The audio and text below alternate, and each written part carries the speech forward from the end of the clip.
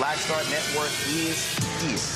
Hold no punches! I'm real revolutionary right now. Support this man, Black Media. He makes sure that our stories are told. Thank you for being the voice of Black America, Roland. Stay black. I love y'all. All momentum we have now, we have to keep this going. The video looks phenomenal. See, there's a difference between Black Star Network and Black-owned media and something like CNN. You can't be Black-owned media and be scared. It's time to be smart.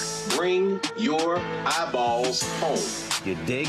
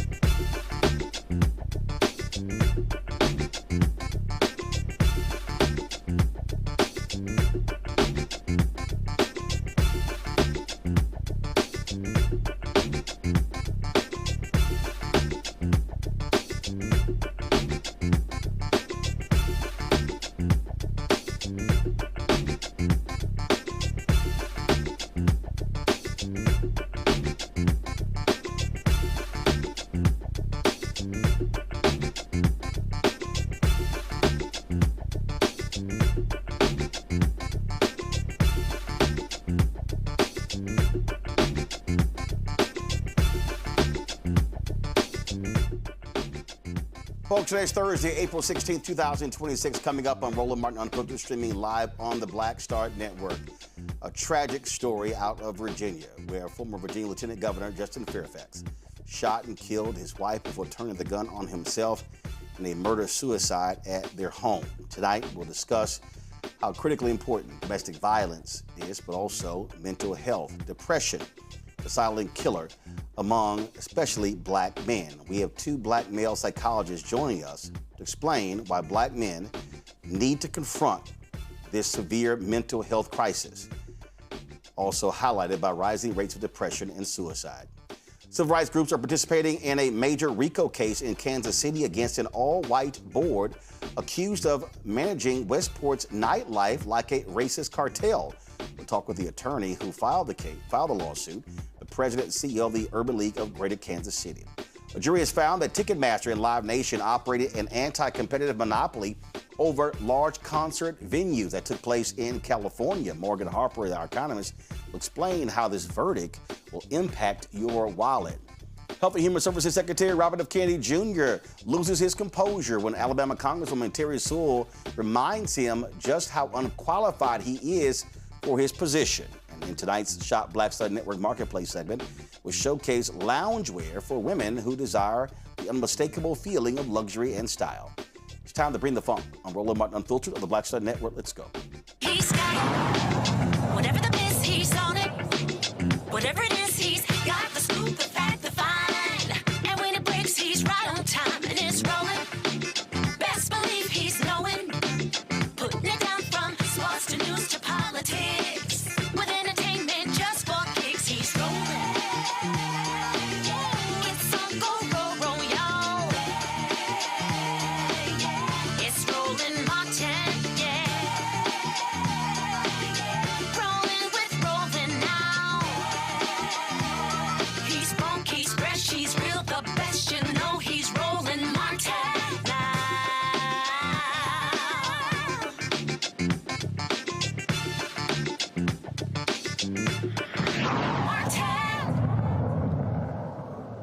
Folks, an update on a story we told you in November about a significant RICO lawsuit in Kansas City.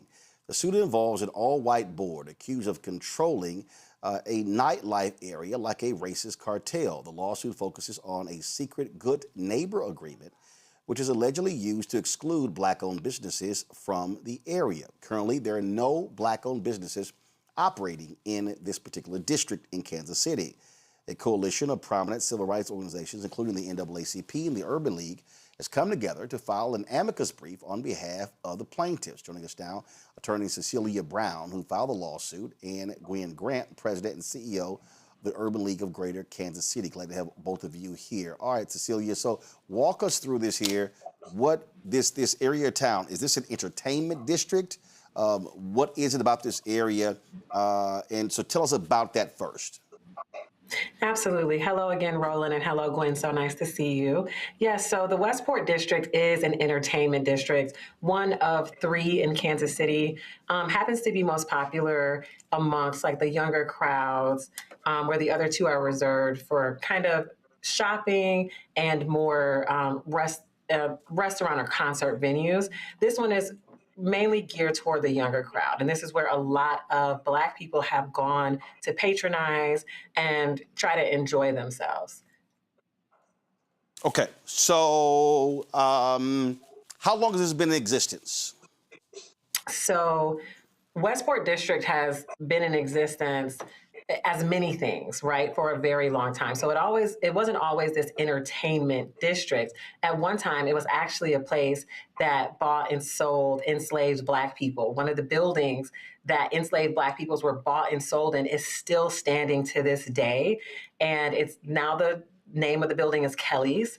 And, you know, the recent evidence that we found shows that one of the owners actually has instructed security guards to target Black people. So the historical nature matched with what's going on now. I mean, it's 2026 and we're seeing the exact same patterns. So when you say instructed, is that based upon emails, things along those lines that you've discovered in discovery? How did you arrive at filing this lawsuit? Well, we arrived at filing this lawsuit based on too many Black entrepreneurs being blocked out of this space. But the discovery process, and quite frankly, media, your show, Roland, has allowed witnesses to come forward. One of those witnesses was the captain for the Westport Public Security Department. He came forward and said, yes, while he was captain, he was instructed to target Black patrons, to make Black people disperse from groups, to escalate Black incidents, and has allowed witnesses to come forward. One of those witnesses was the captain for the Westport Public Security Department. He came forward and said, yes, that involved white people at non-hip hop venues. And so how many Black businesses have tried to go into this area? How many have tried to open an establishment? So I don't know over the many years how many businesses have tried, but I do know that we have 3 plaintiffs in this case.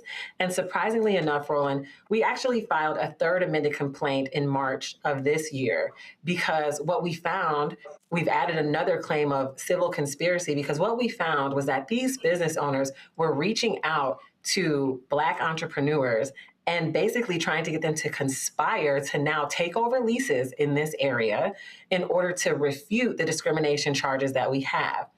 Thanks to witnesses, thanks to people coming forward, we have recordings, we have transcripts where literally 2 businesses are offering a $300,000 investment to a Black entrepreneur to say, hey, come get in here. This entrepreneur himself admits on tape that they were trying to refute the discrimination claim. So this RICO, this conspiracy just continues to grow. And we are so fortunate that we keep ending up with all of the evidence. Gwen, let me bring you in here. And so you and others have filed this amicus brief. Just share with us why you decided to do so. Well, what we found when we heard about this case was that this is just the continuation of what we consider to be the historical restrictive covenants. And the Westport area is in close proximity to the Country Club Plaza, which is where the restrictive covenants began historically here, which prohibited Blacks from doing business and living in these areas. And so when this case came forward, it was really evident that the city of Kansas City, Missouri, should also be held to account on their failure to protect the civil rights of residents of Kansas City as it relates to our entertainment districts, being the Plaza, the Westport area, the Power and Light District downtown. And we've experienced historically this racial discrimination relative to managing the crowd, changing the music, the playlist, when you get a tipping point of the number of African Americans in a social establishment, then the music shifts to maybe from hip hop or R&B to country and Western to make the environment less inviting. So Kansas City has a pattern of perpetuating racial discrimination as it relates to equitable access for African Americans in business and the entertainment districts across the board. So that's why we joined on and signed on to the amicus. And listen, what you've laid out, I mean, we have seen this take place in numerous places all across the country. Restaurants, literally, I remember there was Houston's in Chicago, hugely popular among African Americans. And I remember then Congressman Jesse Jackson Jr. telling me point blank that the owner pretty much shut it down because the clientele was too Black. We've seen this in other bars and restaurants, and the use of dress codes, to your point, music, I mean, all sorts of different things. And this is the price, this is what it means to be Black in this country. So, there's a thing I want to add here, Roland. With the Westport area, our civil rights organizations pushed back several years ago when they started to try to set up barriers or roadblocks, entry points into Westport so that they could search people before they come in. So what we find when that happens is you have a dress code, there's this they use discriminatory practices when enforcing the dress codes, and we pushed back as from a civil rights perspective because of that. And then, so that's just another barrier so that we can't get in. So we challenged this at the city level. What the city did was they passed an ordinance to vacate the streets in Westport. So there's this street vacation ordinance that creates the environment for this cartel to have control, because the city has ceded its responsibility to the Westport Business District. So they control the streets. The city no longer owns the streets in Westport. Well, we own them, but we don't control them. They vacated their responsibility. So therefore, the Westport Merchants Association, the CID, they can determine who gets into Westport, what type of security measures are in place. And then when we push back from a civil rights perspective, they said, okay, we'll allow civil rights monitors. But what they did was invested in a crime prevention organization to do the monitoring and not engage the civil rights organization so that we could protect the rights of the residents who want to enter the Westport area. So it's just another form of discrimination that the city is complicit in sustaining and maintaining. Cecilia, talk about that part because the role that government plays here. Absolutely. To Gwen's point, Kansas City is responsible for what's going on in Westport, not just in theory, not just in any attenuated way. But what we found in discovery is that Kansas City Regulated Director Jim Reddy showed Westport CID how to circumvent its own ordinances in order to push through its Good Neighbor Agreement. This Good Neighbor Agreement precisely bargains for liquor licenses. On the voting form for liquor license, it squarely says you cannot bargain for this. Not only was the CID and different business owners turning in this consent form lying, saying that they weren't bargaining for it, but they were turning it in squarely to the person who told them how to use these Good Neighbor Agreements to get around his own ordinances. And shockingly enough, he up and resigned in February. No 2 weeks notice, no notice of anything. So we are currently naming Jim Reddy and the city of Kansas City in our third amended complaint. And we want the city to be responsible for what is allowed to happen for far too long. Questions from my panel. Let's introduce them right now. Scott Bolden, attorney here in Washington, D.C. Dr. Greg Hart, Department of Afro-American Studies, Howard University out of D.C. Dr. Nola Haynes, Georgetown University School of Foreign Service, and host Nola Haynes Is Not a Spy podcast of D.C. Scott, you first. Thank you all for coming on the show. I mean, if you've got that type of evidence, then you got a pretty strong case. But let me take a different view.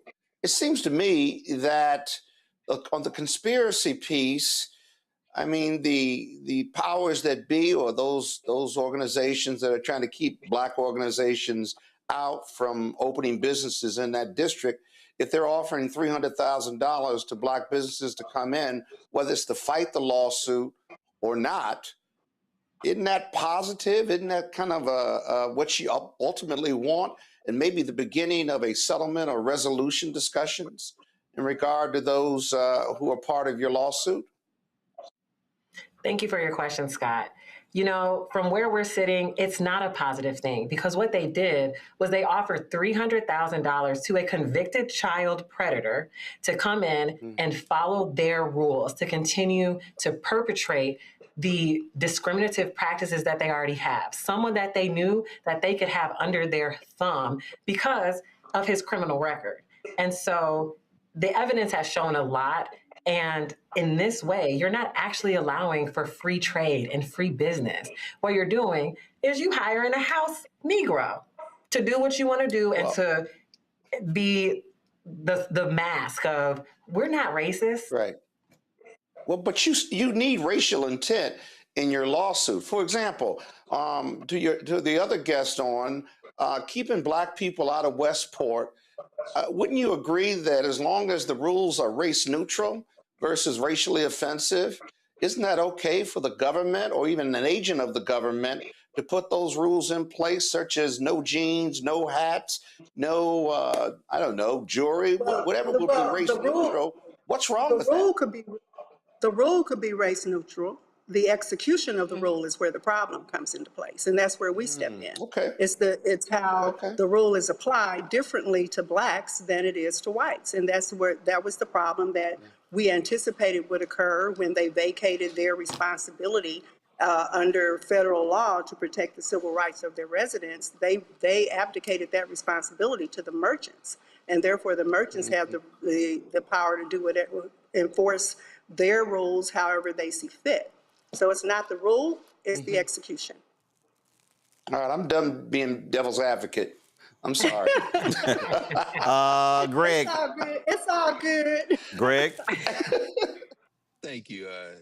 Thank you, Roland, and thank you, sisters. I'm looking at the complaint, and it reads like something out of the 1950s. This racial collusion, this all-white board saying that you hire this certain DJ to play this any song off this no play list. We're going to try to get your liquor license. Even going so far as to say if you have caterers that aren't on our approved list, we're going to try to snatch your ability to have a restaurant in your establishment. It really just seems like on its face, this is pure racism, and it shouldn't be too difficult to establish at least a prima facie case of intent. I mean, what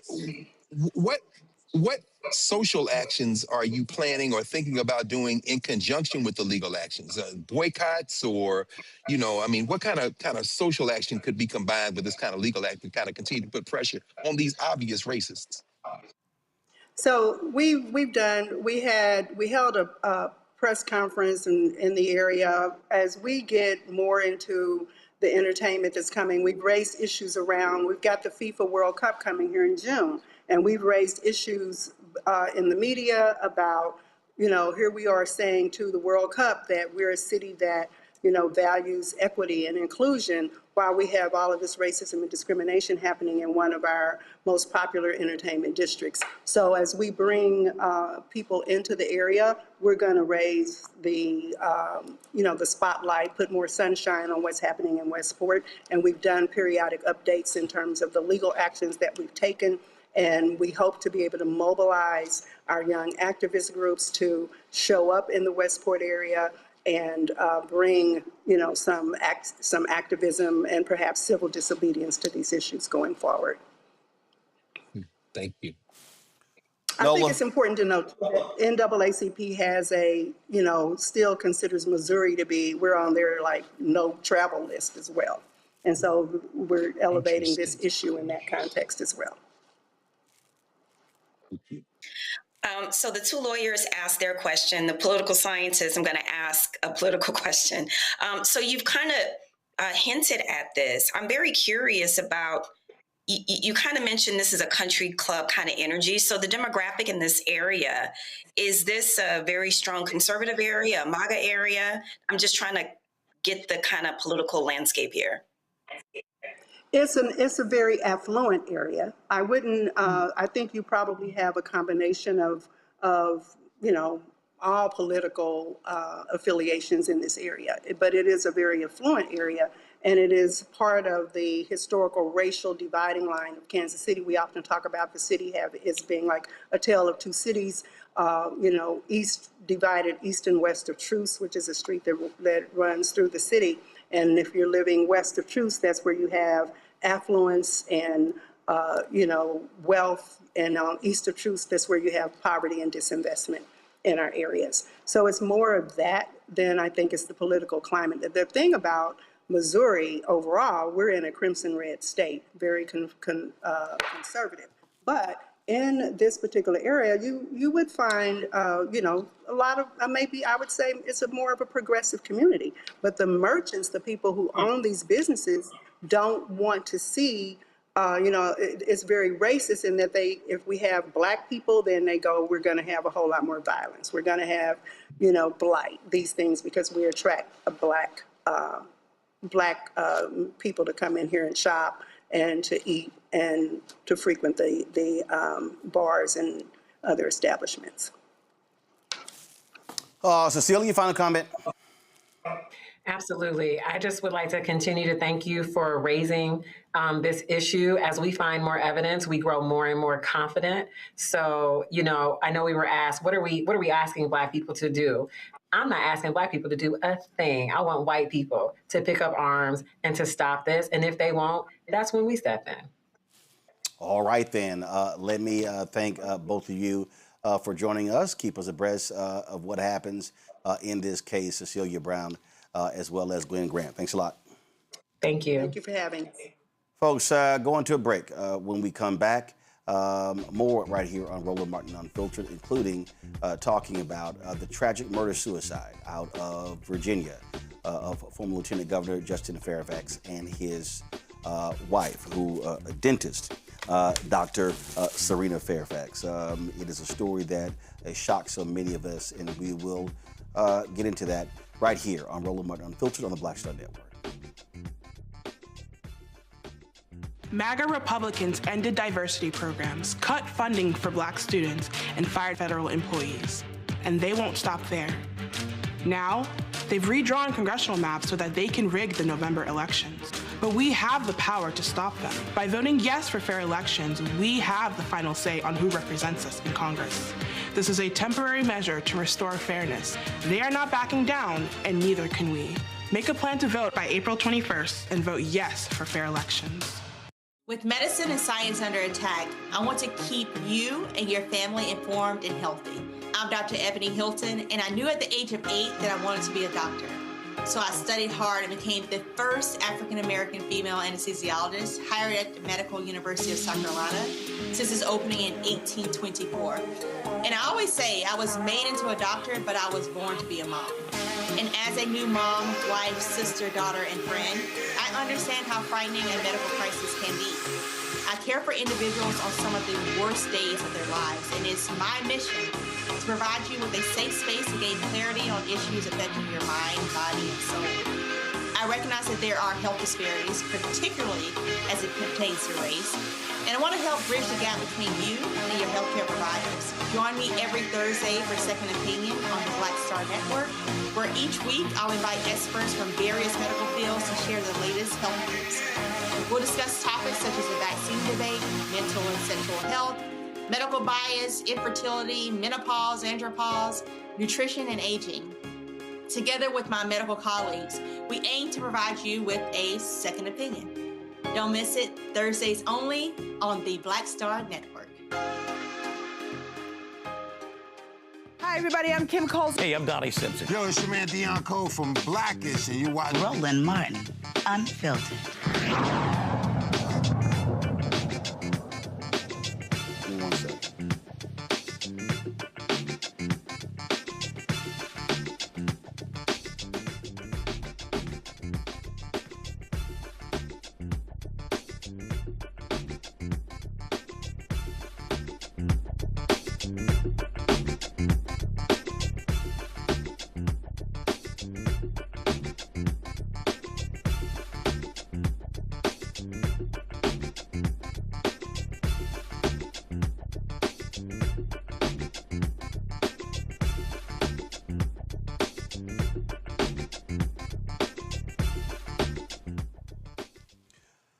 Folks, this morning, I got a phone call regarding some business, and I was going to go back to sleep, and I said, don't check your text messages, because you know it's going to keep you up.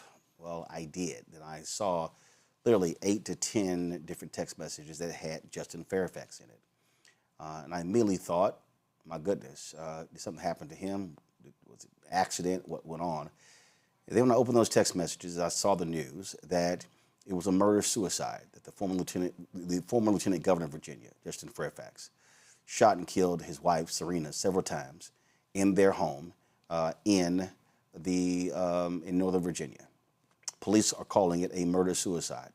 Fairfax County Police Chief Kevin Davis said the couple's divorce more than likely triggered this incident. So far, what we know is probably what you all know, and I don't think it's a secret that there's been a divorce proceedings that have been ongoing. From what I understand in this early stage, former Lieutenant Governor Fairfax was recently served some paperwork associated with an upcoming court proceeding. That apparently led to this incident last night. Both of their children, teenagers, the boys older than the girl, were in the house when it happened. So that's horrible news for the family. Certainly a traumatic event for those children to live through. But we know that it all kind of culminated last night when Justin Fairfax shot several times, and killed his wife, ran to a different part of the home, and then killed himself with the same firearm. Both had been living in the same home, according to media reports. As they were going through this divorce and custody battle, he lost custody of his children and was being ordered to move out of the home by April 30th. A number of people who knew them well have been posting their thoughts and as to what actually took place today. Sophia Nelson, who book author, she posted about how she often talked with Justin Fairfax over the last several years, and she talked about depression, what he was going through and dealing with. And she posted this 7-minute video on social media. Listen. Hey everybody. I wanted to just hop on and make a short statement because tweeting will never be able to say how I feel. First and foremost, I am heartbroken and devastated for the Fairfax children. I thought the statement put out by DeMatha High School, which is a high school that Justin attended, it's a Catholic high school here in this region, was a good one. That was the Justin we all knew.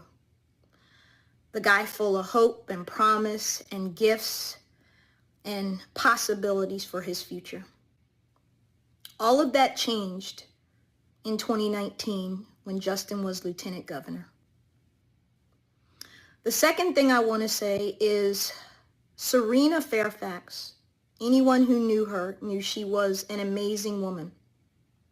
Kind, good, a great dentist, faithful to her patients and her community, and faithful and loyal to her husband at the most difficult and dark moment ever for their marriage and for their family when these allegations about Justin came out in 2019 when he was serving as Virginia's lieutenant governor. Serena didn't deserve her ending. Serena did not deserve what Justin did to her.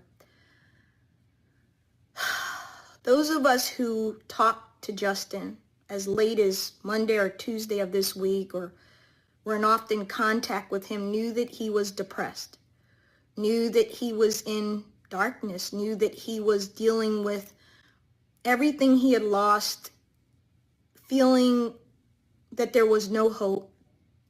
And all of us tried to encourage him to get help, to get back in the arena, to not give in, and to do something good through all of this, something he called the culture of cruelty.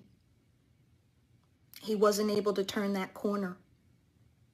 But none of that justifies murdering his wife while their children slept in the home and leaving his children holding the bag in something that is unthinkable and unimaginable for someone in their 30s, 40s, 50s to handle, much less two teenagers who now don't have parents. I would ask those of you on social media to just stop with the ugliness, the vitriol, the name calling, the judgments, because you don't know this family and you don't know what was going on. What you know is the outcome, and it is tragic and horrible and something none of us that knew them ever thought was possible. I think if we're honest, some of us thought Justin could hurt himself because he was so depressed and down. Up until Tuesday of this week, one of the last things Justin said to me was, I need somebody to help me to prove my innocence. I can't get my life back until somebody stands up for me. I had done so in a Washington Post piece in 2022, but I had done all I could do. Others should have stepped up. I think there's a bigger conversation for us to have about this, but not right now. I think we have to talk about men in depression. I think we have to talk about domestic violence. I think we have to talk about men in dealing with their emotions and what happens when they don't. I think there's a lot to talk about, but I don't think now is that time. I think the Fairfax children are what we all need to focus on.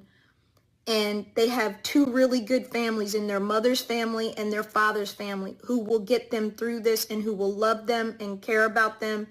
And that's what I care about. I'm angry at Justin.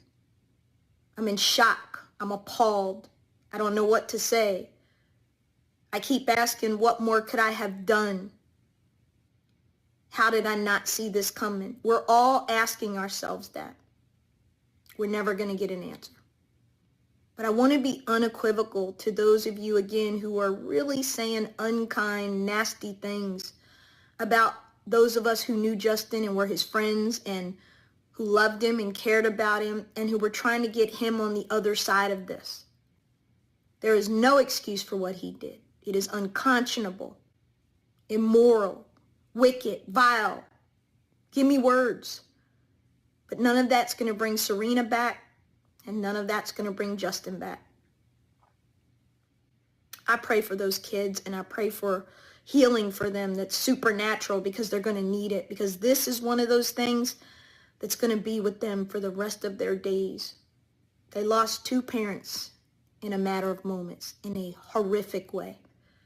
And I pray that the community cares for them and that all of us will care for them. Lauren Burke, thank you for your faithful service of years as Justin's publicist and as a dear sister and friend. You and I went through a lot together in trying to get this brother back together and get his life together. And I know we've talked and we're both struggling with this. I can't imagine how his family feels. I can't imagine how his fraternity brothers feel.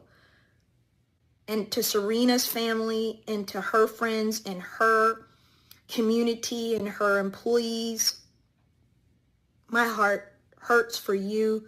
She was a wonderful woman. I had the blessing of meeting her. Quiet, gentle, good, a great mom, a good woman. She did not deserve this. There is no excuse. There is no justification. It's just horrible. I'm thinking about you and I'm thinking about us all and praying for healing. And I pray that we take something out of this, that we really need to rethink our public discourse and our public life and how we handle politicians and people who run for office or people who are in office. They're people too. And they have wives and they have children, or they have husbands and they have children. We need to think about that. That's all I want to say for now. God bless you and God bless the Fairfax kids. So I knew both Justin and Serena. I knew Justin more. He'd often been on my show. Justin was an Alpha fraternity brother. He also was a Sigma Pi Phi fraternity. We were in the same chapter, Beta Nu. He obviously came on the TV One show when so remember, he ran for Attorney General in Virginia, lost, got more than 600,000 votes, then ran in 2017 for Lieutenant Governor, shocked folk and won. And I remember national media were not paying any attention to him. And then all of a sudden he won, that everybody wanted him. He came on my show first. He said, you were interviewing me before the rest of them did. And we brought him on. And that was the interview when he came on the show. And he was 48 hours away from becoming governor of Virginia when the blackface scandal regarding Governor Ralph Northam came out. And that's when the sexual assault allegations first dropped, that he had forced a woman to perform oral sex on him. He said it was consensual. And then there was a second allegation that came out of Raleigh, North Carolina, when he was a student at Duke. There were never any criminal charges. There was never any civil lawsuit. There were black female DAs in Boston and Raleigh who said, if a criminal complaint is filed, we will fully investigate it. That never happened. So one of the things that Justin could not let go of, he felt there was never any due process.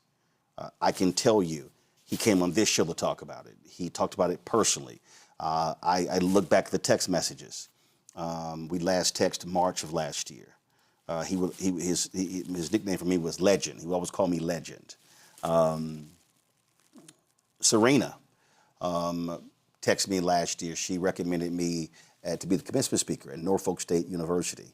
And she was sad and they picked somebody else. And I went back and I'm looking at those text messages. And we last texted, she sent me a story from Chicago Defender in September. I was not aware of the divorce, was not aware of this custody battle. But I do know, as Sophia laid out, the pain, the burden, the anger that he had because he couldn't prove his innocence. He wasn't found guilty. Law firm that he worked with fired him, could not get hired anywhere else. And so even when he leaves, he ran for governor in 2021, came in fourth place in Democratic primary. Here he is, his wife, an accomplished dentist, professional in her own right. Again, you see these two, you're thinking happy couple. But everything that transpired from 2019, it was, as Sophia said, it was as if it got darker and darker and darker and darker. I talked to people today who absolutely tried to help. And when you see these stories, it is beyond selfish. I know he loved his kids. I know she loved their kids. But Justin's action takes the mother of those kids. Those kids also don't have the father. Now you're seeing the New York Post put out some story regarding documents and talking about financial issues and alcoholism and all sorts of different things along those lines. And the reality is his life was not over. He was being talked about. I mean, he was lieutenant governor. The governor could only serve for one term. Folks were already saying he was going to be the nominee. He would have been for the next term. Before, when Glenn Youngkin, that race, many said that should have been Justin Fairfax. People were saying that he could potentially run for president one day. All of that was lost. But the reality is, his family wasn't lost. And so the question is, how do you deal with that? How do you deal with it? And I'm purposely having tonight two black male psychologists. So let me explain to you why. When the Chris Brown, Rihanna domestic violence situation happened, I was at CNN. And every conversation I saw on national television, it was women talking about domestic violence. And I kept saying, okay, if men are committing domestic violence, why are we not having the conversation with men? We just did the story of the sister in Coral Gables, not Coral Gables, I'm sorry, the town in Florida, shot and killed by her husband, brother there. He's been charged with murder. So when I was at CNN, I said, and so I remember I wanted to book Kevin Powell because Kevin Powell had openly written about committing domestic violence and seeking treatment. And it's interesting, the producers didn't want to do that. They didn't even want an all-male panel. And what was crazy is that the producer of the segment is now the president of MS Now, Rebecca Cutler. And what was interesting is that 3 weeks later, Oprah had Kevin Powell on the show. And I was like, well, clearly he was good enough for Oprah, but he wasn't good enough for CNN. But the issue that I had then was that whenever we talk about domestic violence, we aren't dealing with men. We aren't having men talk about dealing with men. Joining us right now, Drs. Aldwin Tart, Kevin Washington. Kevin, of course, with the Black Psychologists Association. And let's be clear, neither one of you treated Justin Fairfax. I don't know if you knew him or his wife. But based upon all that we know, Kevin, I'll start with you, is that here was an individual who could not handle the destruction of his political career, which impacted the personal career, and now brings in the devastation of his family, now leaving not only, my God, his teenage kids. I mean, it was the son was the one who called 911, but also brothers and fathers and her family as well. So this tragedy it goes beyond, killing his wife, taking his life. Now you're going to have lifelong implications as a result. I mean, when you talk about the dynamics of Black men and mental health and elements that are often untreated, the dynamics of living in a space that denies you the full expression of your maleness, the presumption of incompetence when you walk into a given space, the idea of trying to measure up and trying to find ways to fit in places that don't want you to be there, in the context of a space of coming from communities of disavowed identity, there is a seed, a bed that is fertile for creating a condition of confusion, a condition of lack of groundedness, but more importantly, then one tries to find a way to be grounded in a false position of humanity in places that still don't want you to be there. So it's a lot. I mean, the story is thick. The children there, when this process takes place, the long impacts of it. You mentioned it very clearly of how many people are impacted by this entire process. And here we are in a space where we are still dealing with the issues of Black men suffering in silence. There's no silence at this time. It is time for us to begin to reckon with certain things that we have not been looking into. What does it mean to be who we are? What does it mean to be denied the full expression of your humanity? What does it mean to be questioned when you walk into a space, to modify your language, to soften your voice, to sound a certain way to be acceptable? And who bears the brunt of that? If I cannot express this out in the world to someone as how I'm frustrated, it often may implode within our homes. But that's not to justify the issues of domestic violence. It is simply to say that we have to have the release valve put there. And I will say that research we did with Black men and RICO around workplace issues, and we said, talk about your most challenging part of the job. They said my most challenging part of the job was going to happy hour with my coworkers, my non-Black coworkers. It said for them, their happy hours when they were driving away from that particular environment. So do we ever talk about the frustrations of being in certain spaces? And then you have people, when you get to your home and you're not getting support or whatever you feel that you should get, right? And that this is not about what should have happened. I'm simply saying that our interpretation of reality, not the issue of what is real. All those things begin to set the condition around which individuals can and oftentimes do implode. That's why we hear psychologists talk about how we relieve ourselves. Aldwin, when I posted that we were doing this, people immediately said, well, you talk about mental health, you should be talking about domestic violence. And I said, but they actually go together. And I said, if you do not address the mental health issue, then it's going to lead to domestic violence. And again, see, this is the issue that I have when we talk about domestic violence only from a female perspective. If we do not have conversations and confront domestic violence from a male perspective, then we're not getting at the individuals who are largely committing domestic violence. And that person that goes to that extent that commits domestic violence, that is a mental health issue that you have to confront. So it could be ego, it could be narcissism, it could be anger, it could be selfishness, it could be post-traumatic syndrome, it could be any number of things. And those are things that we have to address. And all too often, we're not having those conversations specifically with and about men, especially Black men. I mean, when we look at the case of Justin Fairfax, I mean, I think any, clinical psychologist is able to see that he had all of the markers for all the risk factors that you don't want to have. All right, so let's make this specific for Justin. All right, so we call this the fallen high status Black man. All right, phenomenon. So think about who he was, a public figure who lost it all publicly. All right, so you had the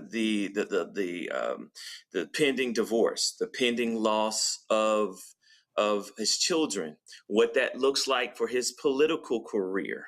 Right, we have the alcoholism, the daily alcohol use. We have the buying of the gun. We have the political demise, right, and what we call like a narcissistic injury cascade. So we have the sexual abuse allegations, the political defeat, the IRS. The only reason I'm saying this is that if we're into his world, this is a lot for anyone to handle. And when you're a public figure, it makes it even worse. And when we start talking about Black men, there are times in which we feel like we're supposed to just cowboy up, struggle through it, versus say, hey, you know what? This is too much for me to bear, right? And one of the things that we know about when it comes to just men, especially Black men and mental health, the stronger, if we're talking about mental wellness, our mental fitness is actually to be vulnerable about what's going on. Well, the complicated thing is when you are a political figure, are you a public figure? First of all, who can you trust? There's only 4% of psychologists are Black men. 4%.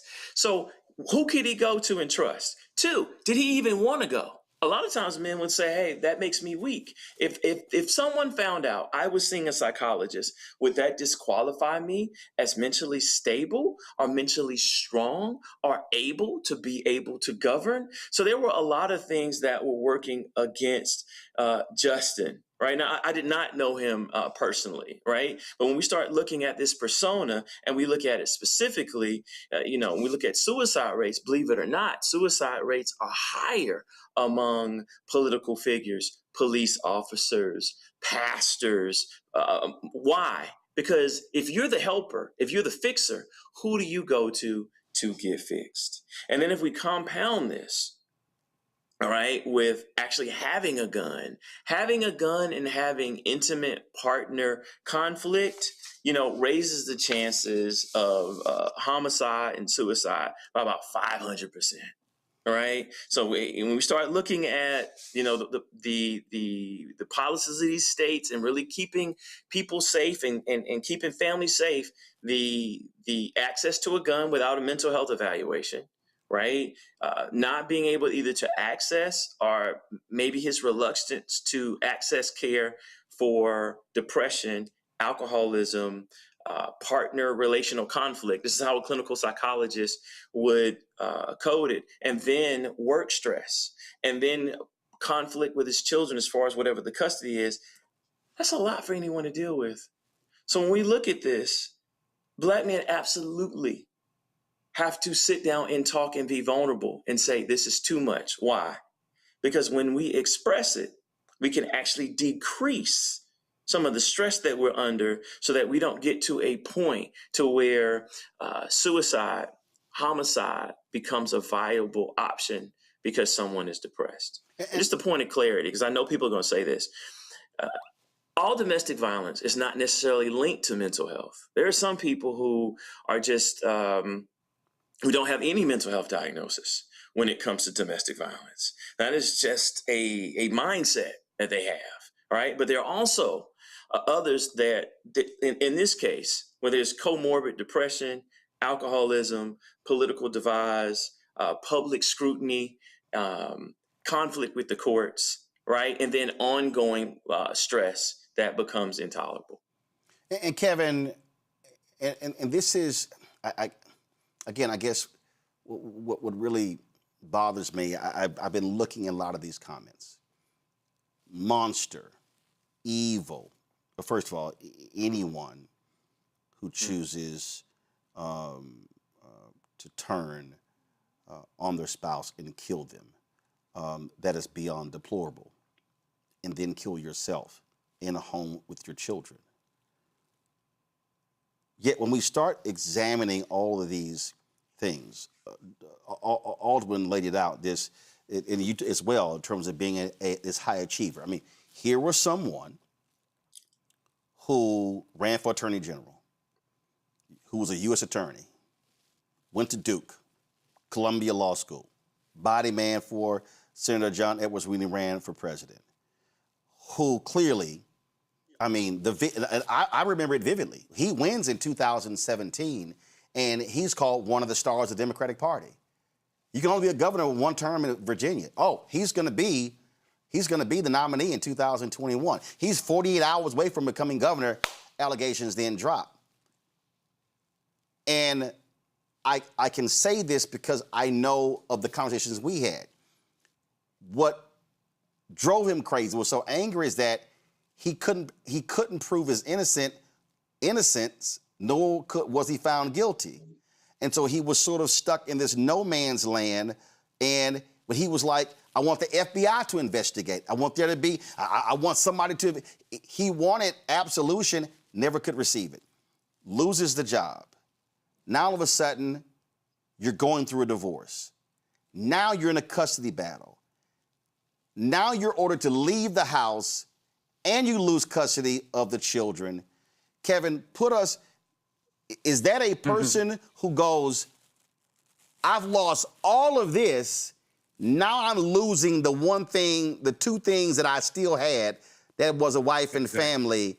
And so, and again, I'm not saying put us in that person's mind, but walk people through what that means on an individual to deal with. So when you have these events that take place in our lives, we have to think clearly about the limbic system, which comprises of the amygdala, the septum, and the hippocampus. And these deal with our issues of rage and emotions and fear and frustrations. And so when these neurochemicals start to move within our system, the regulation of emotions becomes very dysregulated, right? And when you begin to find ways to normalize yourself or to humanize yourself in spaces such as institutions that you attend, Duke, or the occupation that you ascribe to, law, or the law school that you attend to, right, or your position, your status, and those things begin to provide a buffer for you against the other things that can be causing you some psychological disrepair. And all of a sudden, your buffers have removed themselves, and the place where you often found solace, right, the peace, the structure. Most men say the only thing I desire when I return home is peace. And so when that's disrupted, then you have the issue of the deceptive rage, the idea of rage, the idea of the poor judgment. And so these behaviors are endemic in a process around which one feels like they've lost it all. My buffers are gone. And so it is imperative for Black men to find themselves and find their identity, not in the wombs of women, not in bottles on the wall, not in the things that they smoke, but they find their value and worth in the essence of what it means to be who they are. And that's where therapy comes into play. But I want to say this also, it's critical, because there are different forms of domestic violence that often get overlooked. And many times domestic violence that is verbal gets overlooked because there are no wounds. People then suggest that the words are not the things that are important to us. But I assure you that everybody listening has had some word spoken to them that has presented them with some type of emotional, psychological scar that has not been healed. And oftentimes relationships have these particular rubs that take place, unhealed, unresolved scars that were verbal, they were very penetrating. And whereas women may often resort to retorting verbally, men typically take things to the grass, take it outside, or whatever it is, right? And this is just a generalization. This is not saying this is for everybody. It's not absolute. So we see the difference in how we resolve issues and challenges. And so you see the actions here. So as you suggested, the fertile ground was set. The reality is, do we know who we are? Can we identify ourselves in alien places? And I submit to you that it's difficult to do so. And as a psychologist, the issue is about normalization. How do you get back to yourself? And as my dear brother said, it's like this: therapy is to the soul or spirit as a cast is to a broken bone. It provides the structure for the healing to take place. But if the medical professional does not have any knowledge of what was the original structure of the bone prior to its breakage, then the cast that will be placed on that broken bone can be ill placed, and therefore you have an ill-formed healing process. If the individuals were not clear about what it meant to be Black and Blackness and what it means to be a Black man and what are some of the things that are disruptive, then the type of therapeutic intervention that is applied can be disruptive. And many times that is one of the reasons why Black men don't find themselves in therapeutic sessions. Not only the issue of safe self-facing stuff, the idea of how do I save my face, but also do I believe you understand what in this hell is going on? Not the issue of hell in the sense of a profanity piece, the issue of as I'm dealing with all of these hellacious issues, these voices, these thoughts, these ideas, these conflictual phenomena, this reality. Do I believe that the person I'm going to sit across from has the capacity to understand and the wherewithal to not only hear, listen, but also understand deeply the essence of what it means to be me, and then to begin to set me on a pathway for the healing to take place? Panel, get ready for your questions after I ask this question of Aldwin. I was texting somebody earlier who said that this person said they know several men who are going through divorce who are still living in the home. I went through divorce in 1999, tried that for a month, didn't have kids, but I was like, no, I can't stay here. As I was sitting here just thinking about and just, again, I mean, the whole day, just talking to people who knew both of them, but talking to people who were dealing with Justin and trying to help him out. You know, you're almost married 20 years. You're 47 years old. You've got 2 kids. You're in this divorce, this bitter divorce. Now you're in the custody battle, yet you're still in the same place. You're seeing this person every single day. Talk about what that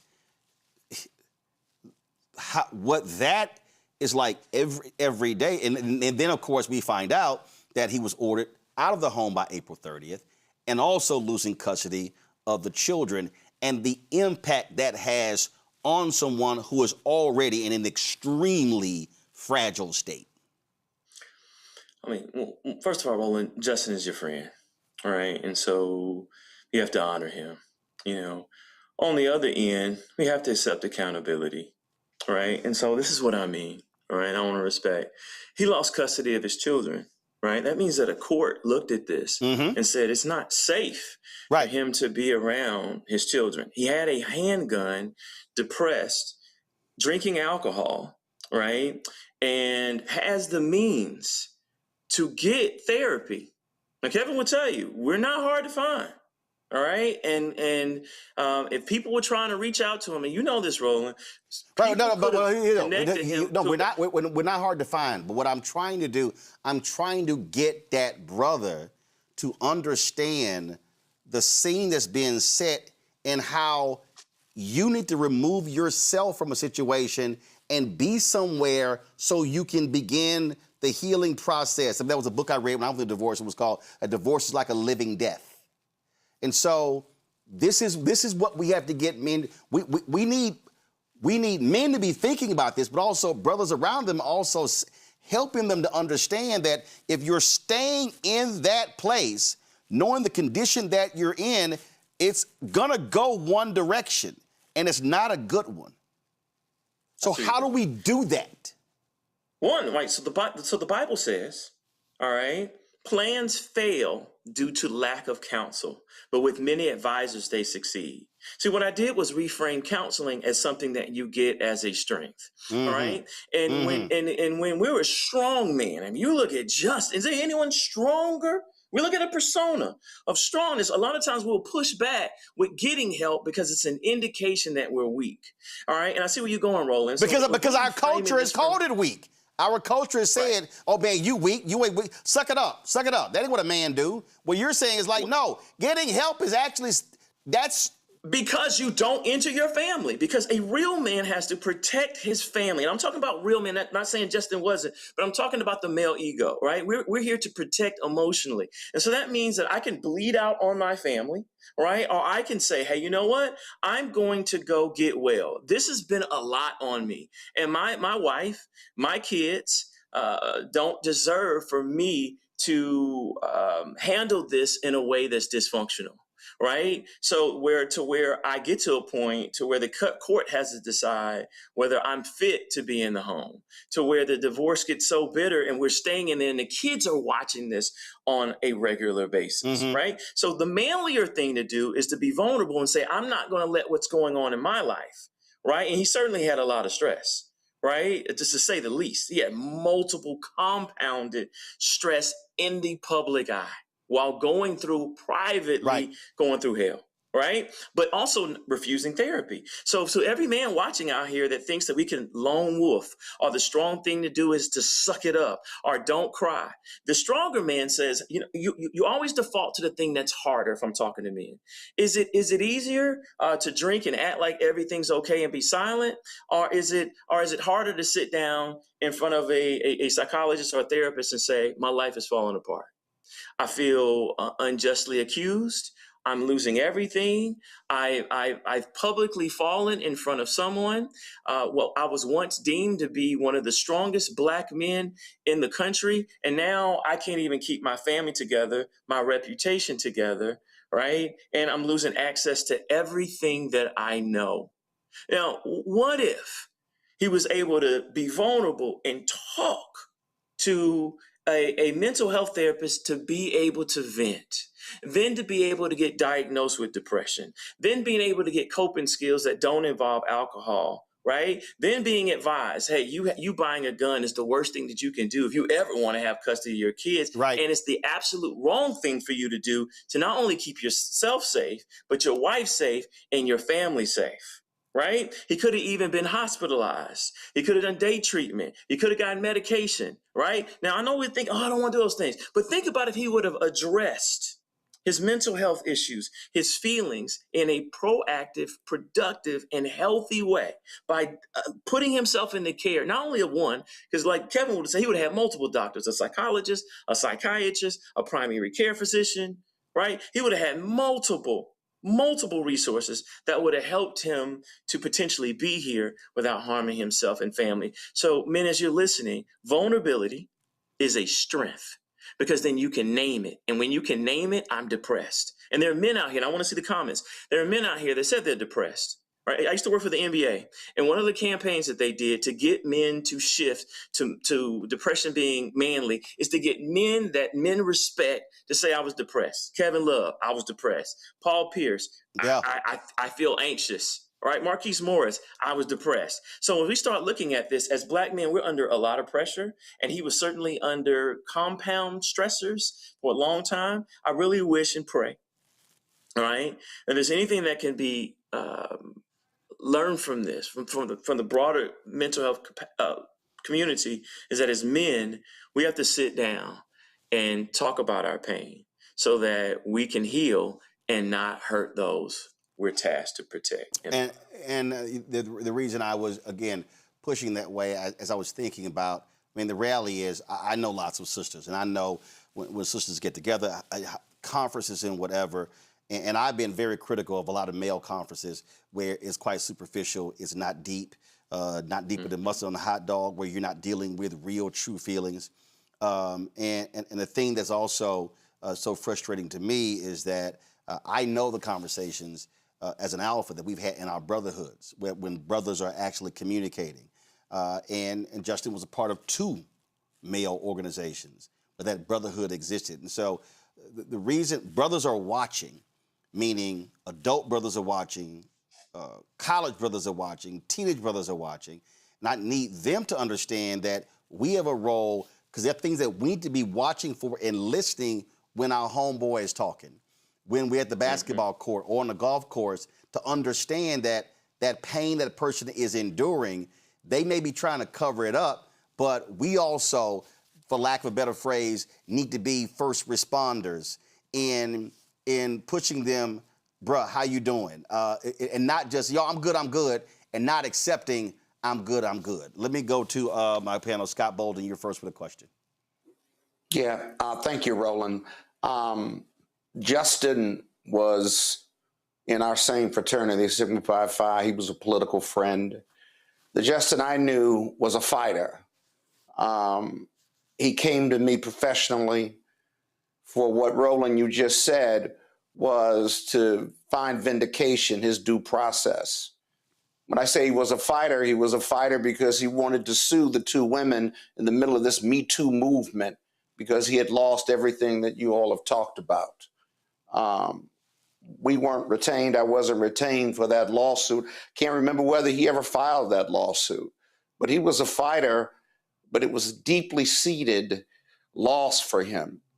You know, men, and there's a question coming, men evaluate themselves all the time on the external. We provide, we profess, we protect with our families. We're judged on money, job success, so forth and so on.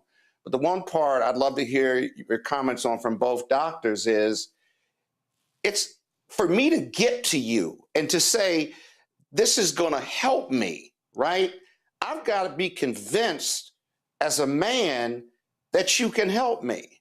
When men say, I don't need to go to counseling, I'm not going to counseling, it's because that's not going to get me a job. That's not going to pay my bills. That's not going to get me my family back. That's not going to do anything that I need to fight my way out of this craziness that's put me in a depression. I've got to be sold on that this is going to help me in those 5 areas, because if that doesn't help me in these 5 areas and I'm just talking and you're going to give me some coping mechanisms, that's all well and good. But if I'm a high achiever, right, then I'm looking for solutions, because men are about solving problems. Justin was a lawyer, so he was about, his core was, I got to solve these problems. How to get my political life back, my family life. I got to have a job. I got to pay bills. The bottle ain't helping. The drugs aren't, whatever. That's not helping. So doctor, you two doctors, if you can tell me how that's going to help me solve those 5 problems, then I'm coming to see you. But you can't tell me that, then I'm going to keep struggling and I'm going to keep trying to figure out a way to solve these huge problems I got that I arguably, in my mind, had nothing to do with, other than I had consensual sex with these 2 women and my political career is over, where I don't even think I did anything wrong and I don't have any judgment or due process. How do you get Black men with that as a circumstance or context, right, to say, yes, I'm going to go get counseling? Because you can say everything that you said, but what I'm talking about is convincing them to do that as problem solvers, and how we value everything on the outside of our lives. Society values that, and we've been taught at our core to value that. I mean, so that is a phenomenal question, and you're asking it like a high achieving dominant male, right? And what I would say is that it happens every day. This is what psychologists do, but because we've never seen it, we don't believe that it works. So there's not a lot of trust. I can tell you who does know this: Black females, because Black females go to therapy at a rate 2 to 3 times as Black men. When they're going through things, they're sitting down and talking about, I got laid off with DEI. You know, I'm going through a divorce. This is tough on my children. And they are utilizing their services. And that's why Black women, all right, have the lowest suicide rates of anyone in the country. All right. And so when we start looking at this as man and say, I'm going to do this on my own. If this is not going to pay the bills, I'm going to do this I'm going to drink. I'm going to, not in the case of Justin, I might retreat to sex. I might retreat to fighting. I might retreat to withdrawing. I might retreat to just being by myself. And what we know about isolation, when you're by yourself and you're not expressing it, all you're doing is getting angrier. All right. And what you're beginning to ruminate. All right. And so he created this idea of what he was going to do beforehand. All right. He had the gun. All right. So when we start looking at this, these thoughts are, and anyone that would tell you about the progression of suicide and homicide, a lot of times people tell you they have thought about it.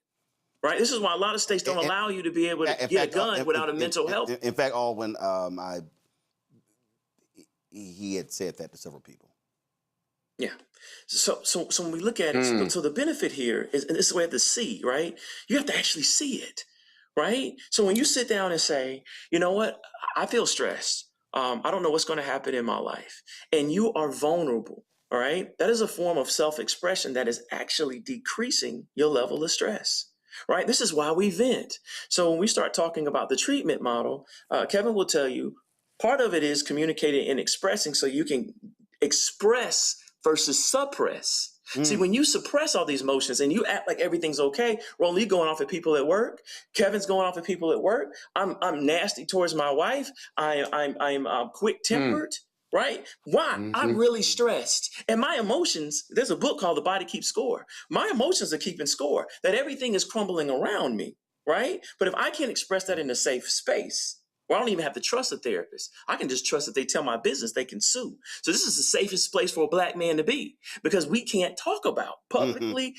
Kevin couldn't be on this show if we treated Justin. Right. That would be a violation of his HIPAA rights. So you have a safe space to be able to talk about how you feel, and then someone to be able to diagnose you and then help you treat depression. So what we're saying is that doctors don't know how to treat depression? Absolutely we do. We do that every day. And there are men out here to say, yeah, I went and got therapy and I'm no longer depressed because I was able to talk about my pain, reframe it, get treatment. If I need medication to help me to think clearly, to stress, de-stress. And also, here's a precursor.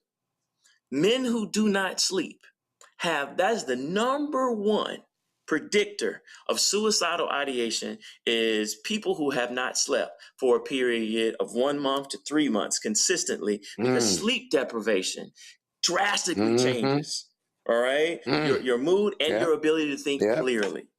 It's so strong. This is how people are tortured. Sleep deprivation is one of the number one tortures to get soldiers to be able to tell. That's how powerful it is. So when we're so stressed we can't sleep, man, if you're watching this and you can't sleep and you haven't slept, for a period of 30 to 45 to 60 days consistently, all right, you are driving yourself to be more depressed and anxious. So the question I'd ask as I wrap up is it better to have these things get worse? Or is it better to sit down and talk to someone about how you're feeling so that, one, you can express yourself, feel supported, have someone strategize with you, not only give you coping mechanisms, but help you treat your depression, right? And possibly give you something so you can sleep, so you can be in your right mind. Kevin, you want to weigh in? Dr. Tart just mentioned was about the issue of cortisol levels. They get increased adrenaline level, and as a result, then it disrupts the entire sleep cycle, which disrupts our cognition, our judgment, and so forth. I want to say this. I say this also, Dr. Tart, is that we understand that women can be together, and understand that men do together in general. What I mean by that, classic example: women can get up and say, "Let's go to the restroom together." It's not a thing that we would do as a man. Say, "Hey, let's go to the restroom together." It's not a thing. And so Roland was spot on when he suggested this idea of how are we responders around the things that we do together, right? And so one of the things we have to do a better job of as therapists is have a presence in spaces where we are doing together. We will fix a car together. We will play ball together. We will do a lot of things together. And inside of that doing, it oftentimes is a moment of being. But we miss the being moment because then we don't know how, as Roland said, to then pare down what is really going. Man, how you doing? Oh, I'm all right. No, not really. How you doing? Right? What's going on with you? And allowing people to go down to the next level. So what are some of our doing moments? One of the things I found out is men engage in cigar smoking. It's not one of my things in totality, but I started developing some intrigue around cigars, right? And so we have a podcast called When the Smoke Clears. And When the Smoke Clears is about men coming together and sharing things like what's happening with me around the context of divorce, context of child separation, and so those kind of things. And one of the things I do is whenever I have a young person that comes into my space, or an older person, doesn't matter who it is, and they'll tell me a narrative around what's going on with them. And they may mention, this is not a professional conversation, this is just us talking. And they'll say, hey, let me tell you what she did or what she said or what happened. And this is the narrative. And I'll stop, I'll start laughing, and I'll call another brother. And I'll say, listen to this. And I'll just hold the phone up, and he'll say what happened. And that person will start laughing. And it's not laughing at what happened. The issue is it normalized the situation so that a person who is, as Dr. Tart says, the idea of high function, high achievement, begins to realize that, you know what, I'm about as normal as everyone else. That we all are having to deal with different dimensions of the same thing. And then we run through the idea of the narrative, like, what night school did certain people go to play the same plays day after day, no matter what generation they find themselves in? So we talk about normalization. So these are the things that we have to figure out. Is it how do we find ourselves in spaces. So it's the being in our activities, the cigar smoking, the where we find ourselves. This is the work. We can't assume that somebody says that I'm going through a hard time, and now I'm going to admit to you to a therapist, to myself, I need a therapist. That I got. No, that's probably the last thing I would do. It's the first thing I should do. It's the last thing I do because it is an admission of a defeat. I can't be a father. I can't be a politician. I can't be a man about the community. I can't be an upstanding person who went to institution and lived life in an upright manner. I can't be a good son. I can't be so many things. And all of a sudden you want to tell me I can't handle my issues? So we have to do a better job of saying, listen, we're here. We have to do a better job of doing this, telling stories, making sure that we know, as all of us have said, Roland, you said, I've been through a divorce. I've been through a divorce. Some of the stuff that I can tell you about that happened, that Jackman, I can tell you that, yes, I thought about suicide. Let me tell you this. And I tell people all the time about the situation. It was so hard for me the first holiday season that I was Thanksgiving, that I was not with my children because of the divorce situation. It was so hurtful because I enjoyed doing things with my children, cooking and moving around and parades or whatever we did. And I sat up in the bed so depressed that I'm a therapist. It don't mean I'm immune from this. And I started texting people that I am thankful for your friendship. I'm thankful for your presence. I'm thankful for whatever it was. I didn't have any intentions. I simply just started to reach out and to say, I'm thankful. And I'm still sad and depressed. And all of a sudden, people start responding back to me in kind. Mm-hmm. The second thing, and this is what you said, Dr. Tart, very clearly, is that when we roam free in our heads with no adult supervision, that's Dr. John Levine Zant, we cause a lot of problems. So when I began to let it out and I began to just share, it wasn't to a therapist, it's just to friends. Hey, and they started sharing with me, thank you for this. Thank you for that. And I began to recognize my value and worth was more than simply trying to satisfy somebody who wouldn't be satisfied, whether that's on a job, in a family, in a community, wherever it was, that I had value and worth outside of those spaces. At that point, I had the strength to be able to reach out to a mental health professional and start talking and a therapist needs a therapist and begin to talk about these issues. So we have to then, first of all, be in spaces, normalize things, know how to be early responders. Secondarily, have to understand the process around which we allow folks to know that this is normal stuff. You only go on with everybody else, other folks are going through. We figure out how to get through together. And the third thing is to know that when you begin to have acts of altruism, that is, when you begin to have acts where you reach out to people beyond your own circle of pain, your cycle of destruction and despair, and you will begin to find that you begin to help and uplift somebody. And in that process, you cannot help but be uplifted. And I will share with that. Right now, I'm in my mother's kitchen.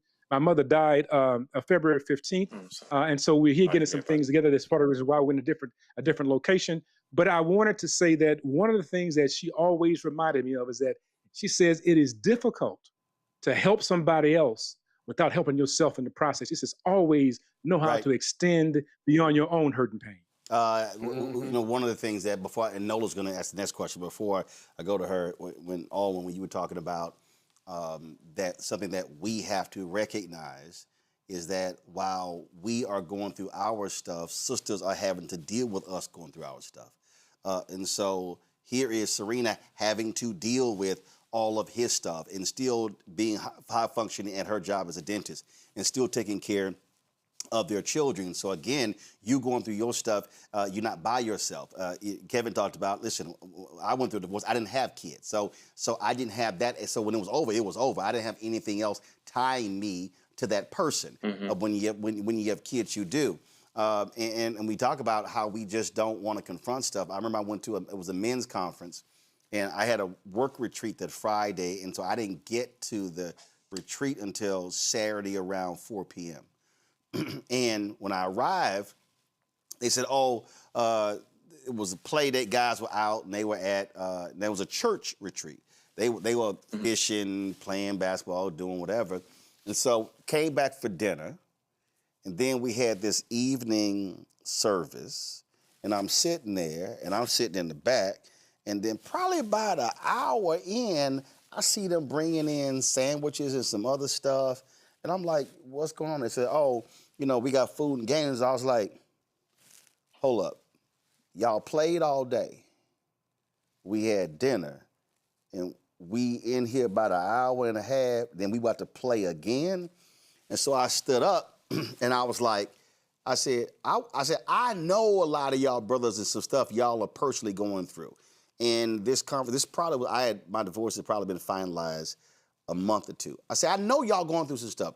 I said, and there are some sisters and some wives and some girlfriends and some mamas and some aunts who sent y'all here hoping to deal with your stuff. And we about to play more games?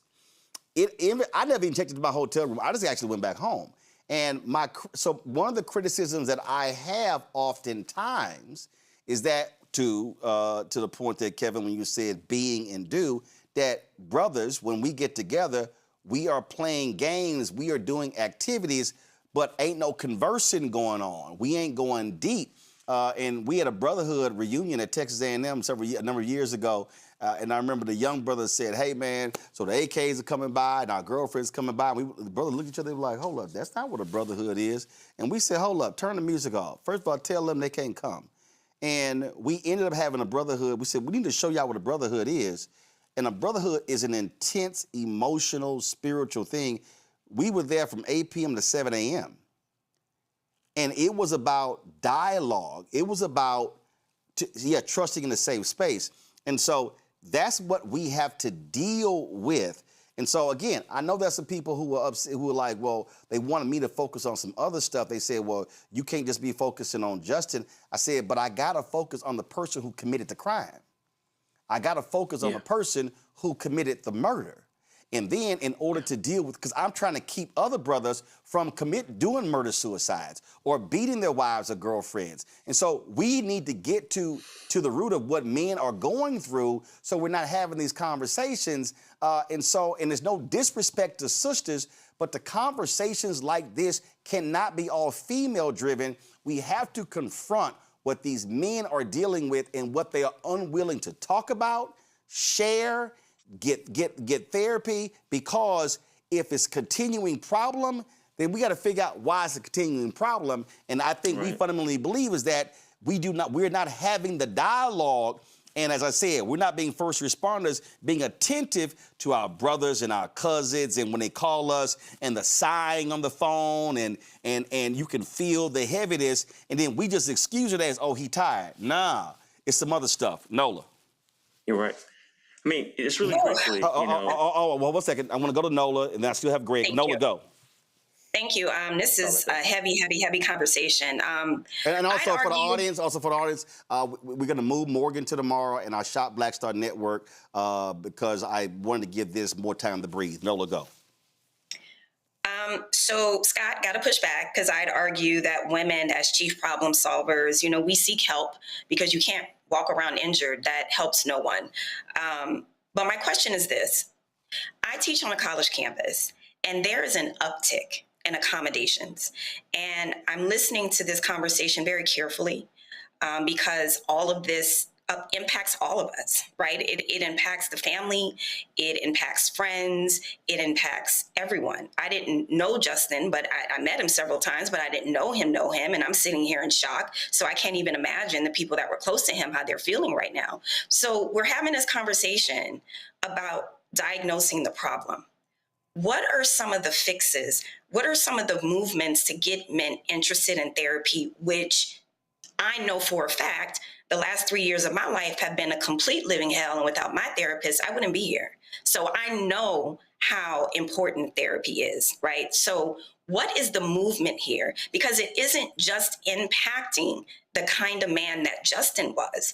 It is also impacting the young men that are growing up to be the Justins. So how does this become normalized? What is the plan? What is the movement here? I'm going to say this before Alwyn and Kevin jump in. This is what I'm going to say. And this is what I say to brothers, and I've actually said to sisters. I remember sister telling me, my job is my life. I said, so if your job ends, you just fall out and die? And what I say to a brother young brother, older. First of all, you are not defined by your job. You are not defined by your paycheck. You are not defined, your life is not defined by what other people say about you. That if you lose all of that, and all of us, when we get to that point where we about to, where this life is over, we ain't thinking about none of that stuff. So if in the end, you ain't thinking about all your stuff, but you thinking about your people, that should be your primary motive. And so it's helpful for us to, as we talk to brothers, to get them to understand all that provider stuff, spiritual covering. A provider is not, that does not always mean financial. A provider also means being there spiritually, emotionally, for your family, for your wife, for your kids. And that's what, for me, what is so painful is that what Justin did, he won't be able to see his kids walk across the stage. He won't be able to hug them when they graduate, when they have their first kid. So if you love your kids so much, the last thing you should ever do first is shoot and kill your wife. And even if you survive, now you're going to prison. And then turn it on yourself. And so I would say, bro, you are not, your being is not defined by all that shit. Because if you lose it, you still here. And your family's still here, and you still got something to live for. Alwyn, go ahead. Yeah, first, just in respect to depression, that's not how depression talks to us, right? Like, so you said that people around him saw a shift. They saw a darkness. They saw depression. It. They heard it. Absolutely. All right. Treatment, right? So I used to work crisis line in Inglewood, right? So we used to work the suicide hotline crisis. Guess what we do? Get men to talk about what they're going through to de-escalate them, right? So if it doesn't work, if talking doesn't work, why do suicide hotlines exist? So 988, men that are watching, keeping it inside is only going to make it worse. And then it gets to a point of no return. They did a study of people who, I don't want to say it, but failed at committing suicide. Right. And what they found was that, those who survived actually had a moment. Most of them had a moment of regret. They did this study on soldiers, a moment of regret after trying to commit suicide to where they regretted it. Now, why is that relevant? They found that if we can get men to talk, right, that there is a window of depression. There's a window of suicide. There's a window of homicide where homicide police know this, where you can just de-escalate someone and get them below where they are literally not in their right mind. Then they can think more rationally. Right? So that's the first thing. So men thinking that not calling 988 hotline and not talking to someone is not manly, right? It is, because you're able to say, I'm strong enough to talk about what I'm going through so that I don't bleed out on my family and I don't make these mistakes. Second of all, this is the part that's painful, and Dr. Washington knows this, right? I've had to talk to families. So someone like Dr. Washington and I are going to be called in to counsel right now the children for what is publicly going on right now. They're going to send a counselor like us into their school tomorrow to talk to their classmates about what happened with Justin, right? So when we start talking about, and I know this is going to be controversial, when we start thinking about suicide, yeah, Justin has peace, but now his kids, now the medical system, now we have to talk to the kids. There's going to be his anniversary, his birthday, every time this comes up in the news, right? And his wife has to be able to deal with this and talk to the children about this, when we could have just picked up the phone, call 988, right, and talk through this. Now, I am not minimizing Justin's pain, right? And I wish things would be different. The message that I'm trying to send is that when we are vulnerable as men, right, and we're supposed to be the stronger gender, how is it that our queens are calling therapists and talking through their issues? Meanwhile, we're suffering in silence and hurting those we love. So the manlier thing to do, and I'm talking manly, right, on purpose, is to talk about these things. Now, and really quickly, the brother that you need to have on this show, Roland, is Dr. Arthur Evans, all right? He is at the American Psychological Association. He testified in front of Congress and said that the health delivery system for Black men is the problem. This is where Dr. Washington is right. This is where you're right. Right? Men don't don't access therapy the same way as women. We don't go out to dinner 7 deep and then know all each other's business. We'll go hoop, right? So what it's saying is that we have to change mental health to fit how men act. Right. Fishing trips, barber shops, brotherhood circles with the fraternities. But here's the really quick thing. I never ask men how you're doing. And I'm in church too. So guess what we're going to say? Blessed and highly favored. I'm good. I'm Gucci. I'm fine. I'm straight, right? I'm good. You ask men. This is how you open up men. It's called motivational interviewing. For those of you who want to be psychologists. On a scale of 1 to 10, when it comes to life satisfaction, that means how happy you are in your life and with your life. On a scale of 1 to 10, how happy are you? Roll under this every day. Almost every single man is honest. A 3, a 4. See, when you ask that way, men open up. And then you start saying, okay, all right, what makes you a 3? Right? And then how can we get you to an 8? And that is the process of therapy. So what makes me a 3? All this stuff is going on. My kids don't like me. I was rude to them. I feel like my wife is going to leave me. I think my political career is the problem. I have these financial issues. I can't see what I'm going to do next. I feel embarrassed every single time I'm out. I think people are looking at me. I feel like until I vindicate what happened to me, I'll never be able to do what I went to school at the highest level to do. Right? That alone. All right. Now, how can we get you to a 4 or a 5? Right? Well, if I could just stop arguing with my wife, or if I could just get some sleep, or if I could just feel like everyone wasn't watching me. See, psychologists will listen to this. All right. And then our job is to actually present a solution.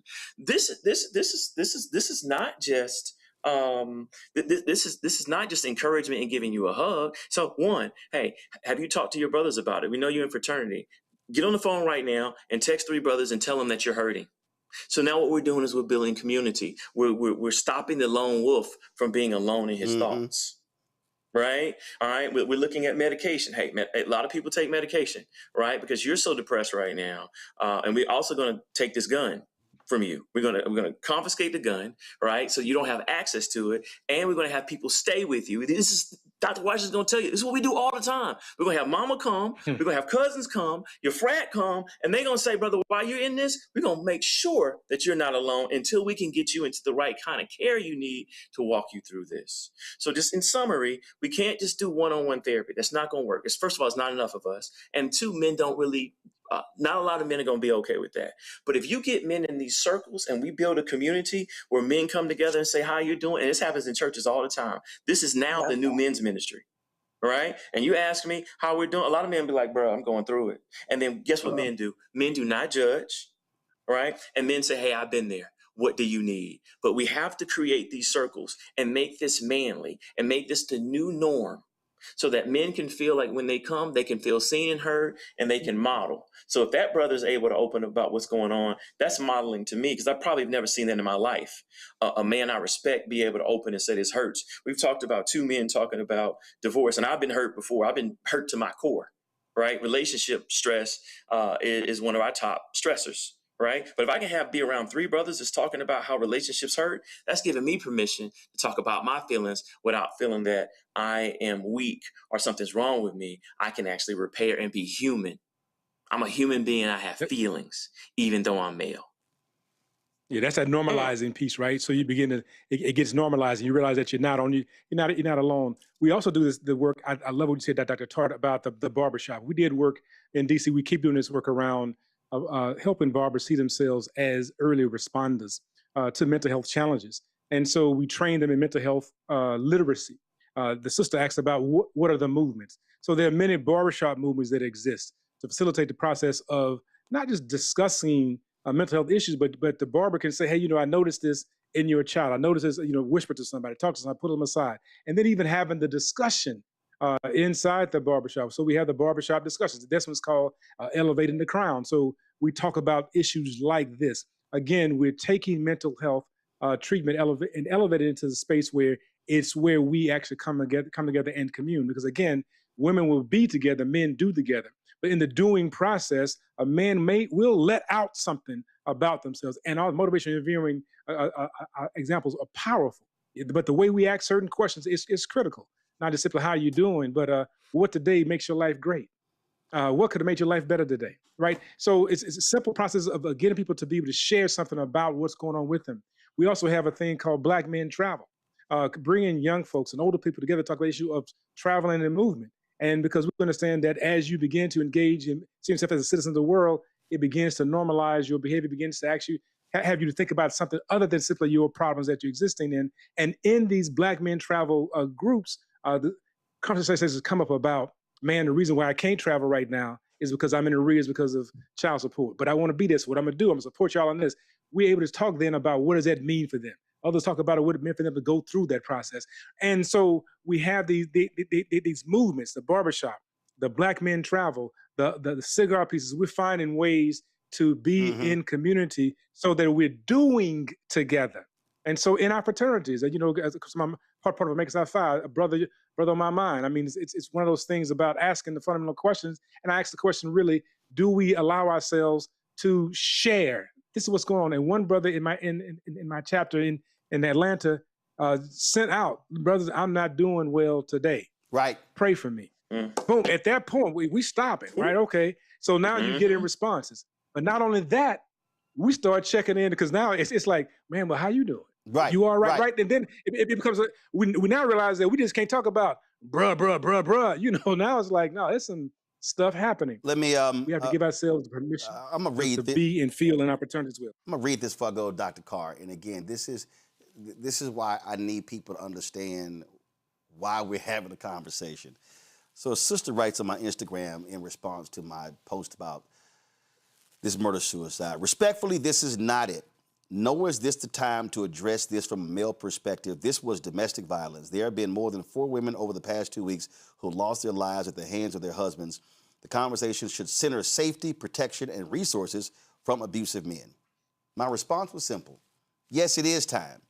Because there's a brother out there who may be going through something similar. If I can reach him now, then we've succeeded. See, right there, when we start saying this ain't the time, it is. Because there could be somebody right now who's watching or listening who is thinking what Justin was. Or there could be a brother who has a friend or a cousin or someone who goes, whoa, hold up. I ain't never, y'all, I'm reading the comments. People are saying, my God, that first responder thing, I never thought about that. People are literally responding saying, man, I can do this stuff right now. That's why you can't wait to have a conversation.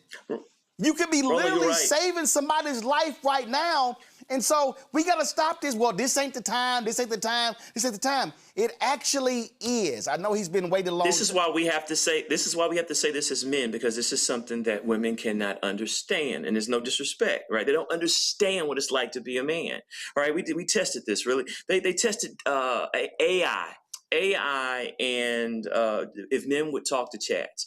Guess what the science showed?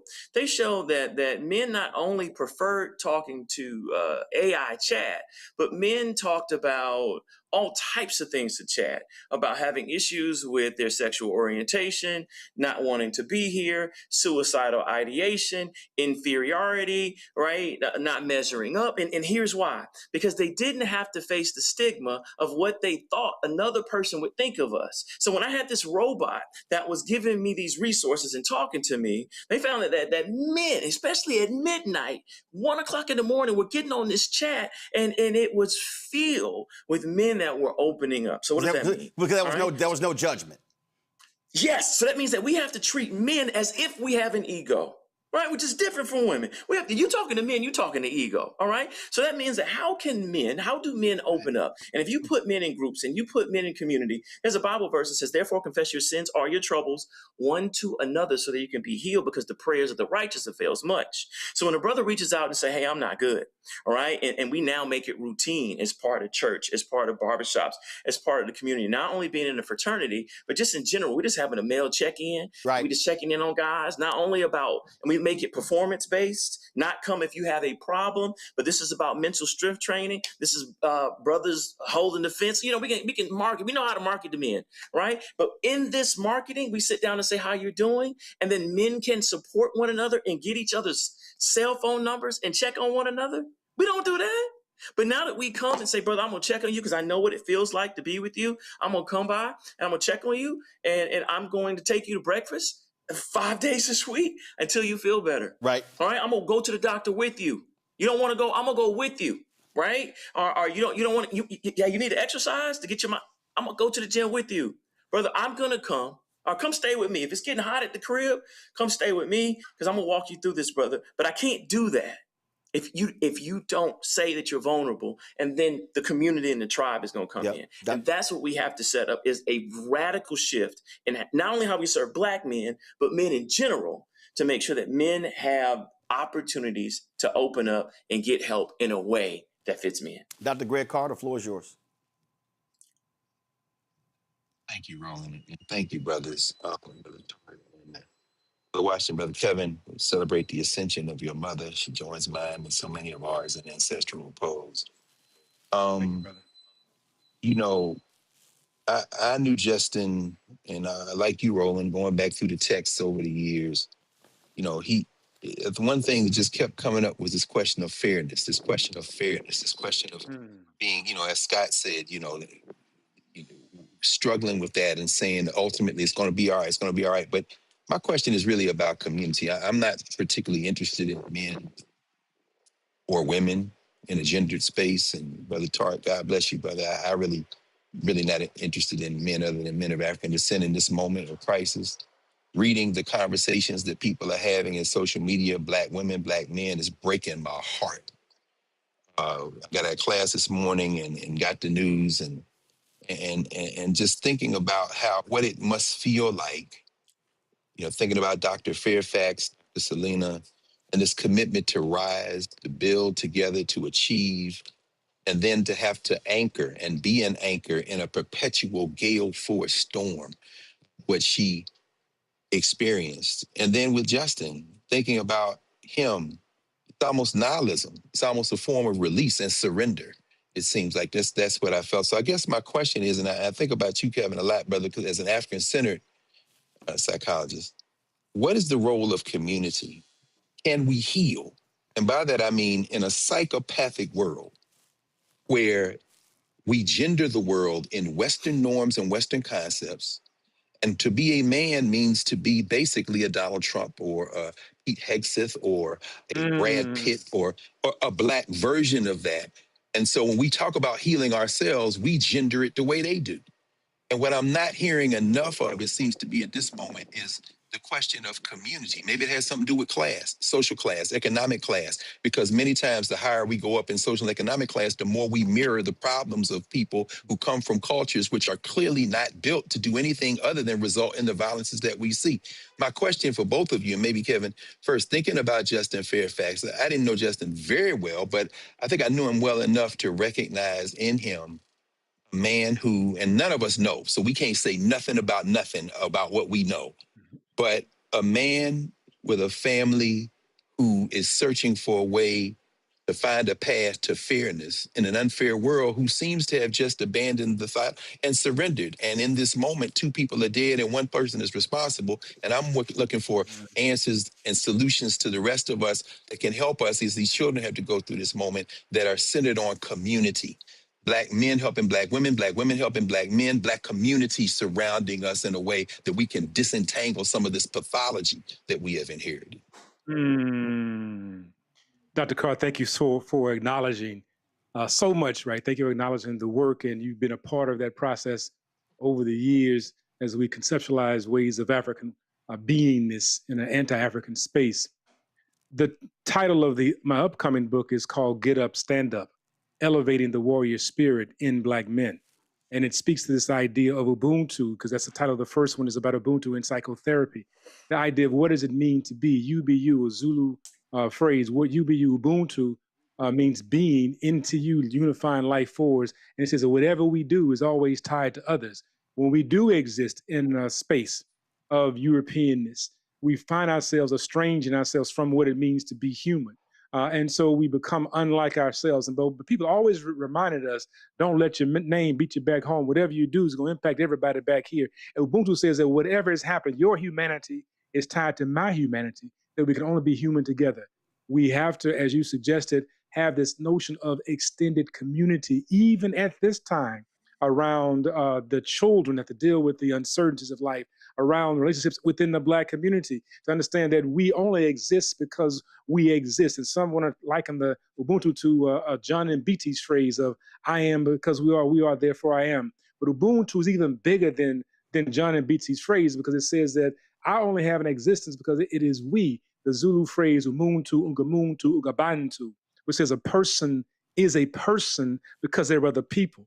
And if you don't understand what that just meant, understand the impact of one person engaged in the process of suicide, homicide, and how that impacts many persons. And so if it can impact many persons in the context of something that is disruptive, what is the role and responsibility of doing it just the exact opposite? That the healing of one person can be communicative, exchange to others, but are we recognizing even as a communal process? And so Ubuntu says that, listen, I'm only human because it's us. And that's what I was saying earlier about acts of altruism. When we reach out to other people and find our community, reach out to others, we're now having a healing moment. When we talk about, again, the circles, if we're smoking, if we have these various circles, that's the circle of healing, allowing ourselves to have the conversations inside of that restores our humanity, because we're in a space that perpetually taxes and stresses and pushes against what it means to be human. As I said very earlier on, we're in an anti-African space, anti-Black male space. And so it's always a pushback, but we often have this idea of what some will call the imposter syndrome, and not in the context of the imposter syndrome as they suggested, imposter meaning that I don't believe I'm worthy. We oftentimes reimagine ourselves as being like somebody else, assuming somehow we're going to be respected and seen as human, and we will never be seen as human, and therefore we never receive fairness there.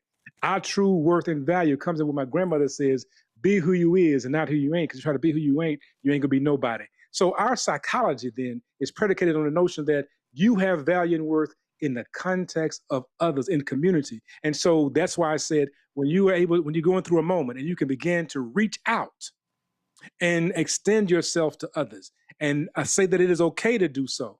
And that's why I say that when somebody comes in my space and shares with me something that is happening, I get somebody else on the phone and call in the middle of the day, and they will share and laugh about it. And then they will exchange. We're extending the issue of pain. What happens is that when there is a sore or rupture that to the body, and one reason why we rub that particular space that's been bruised is because we send the sensation of that particular pain to the area around that pain that we're rubbing, and therefore the pain receptors become decentralized and they spread out. The same then it is for the healing of the spirit and our soul, is that as we begin to come together as in community, we begin to absorb some of the abrasion, we absorb some of that disruption, and then we begin to share in that, but then also begin to send energy back into the space and create the healing. And my last statement is this, is that anytime there was a problem within the community, folks will say, like, what's up with what's up with Tart? Well, Tart out there on that stuff again. Well, tell your mom I'm gonna bring her some greens by. What do the greens have to do with Tart being out there on that stuff again? What it has to do with is that as the person is preparing those greens, there's an incantation over those greens. What am I saying? Community is beginning to get involved in the process. If people know what's happening, we just can't always keep things to ourselves. And then the greens come to the house. And so they bring the greens to the house, and then they say, come on inside.